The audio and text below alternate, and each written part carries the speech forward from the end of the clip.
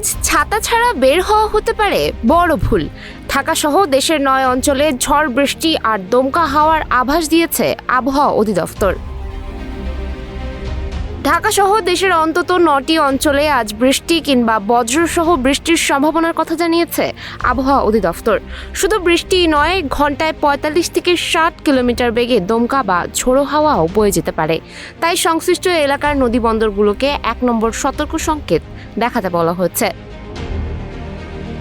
রাজধানী ঢাকায় দুপুর পর্যন্ত আকাশ মেঘলা থাকতে পারে। একই সঙ্গে দিনের তাপমাত্রা 2 থেকে 3 ডিগ্রি সেলসিয়াস পর্যন্ত কমে যেতে পারে।